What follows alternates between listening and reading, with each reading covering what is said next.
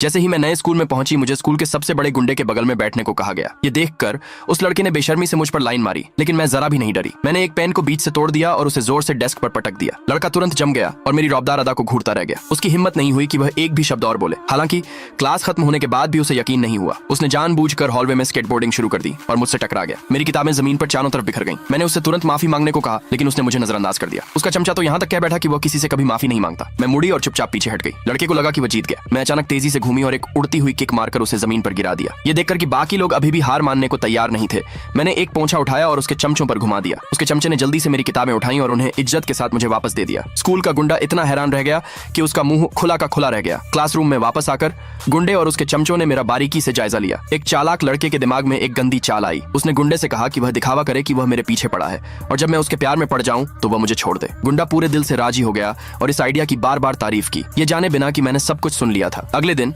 वह बड़े ही चापलूसी भरे अंदाज में मेरे लिए दूध वाली चाय लेकर आया। उसने कहा कि उसके आकर्षण को देखते हुए मेरा उसके प्यार में पड़ना तो स्वाभाविक ही था और मुझसे कहा कि मैं शर्माऊं नहीं। उसकी बेशर्मी देखकर मैंने अपनी टेक्स्ट बुक झपटी और उसी से उसे जमीन पर दे मारा। उसका चमचा डर के मारे उसकी हालत देखने दौड़ा आया और गुंडा वहीं के वहीं शर्म से पानी पानी हो गया। उसने जल्दी से मुझे खींचकर हॉलवे में पहुंचाया और मुझे अपना आकर्षण दिखाने लगा। मैं उसे अजीब अजीब पोज बनाते हुए देखती रही। मैंने घिन से उसे धक्का दिया और सीधे सीधे पूछ लिया कि क्या उसका दिमाग खराब हो गया है। हैरानी की बात यह थी कि वह फिर भी हार मानने को तैयार नहीं था। अगले दिन वह अपने चमचों के साथ बड़े ही शान शौकत वाले अंदाज में कैफेटेरिया में आया, हाथों में गुलाबों का गुलदस्ता लिए हुए, और मेरी तरफ बढ़ने लगा। हर कोई हैरान रह गया। गुंडा अचानक एक घुटने पर बैठ गया और बड़े ही जोशीले अंदाज में मुझसे अपने प्यार का इजहार किया। सभी स्टूडेंट्स को लगा कि मैं जरूर उसके प्यार में पड़ गई हूँ। उस लड़के की उम्मीद भरी नजरों के सामने मैंने फूल लिए और उन्हें जोर से उसके चेहरे पर दे मारा, जिससे वह उड़ता हुआ दूर जा गिरा। इस बेवकूफ ने सच में मुझसे अपने प्यार का इजहार करने की हिम्मत की। दूसरे पार्ट के लिए कमेंट में यस लिखे।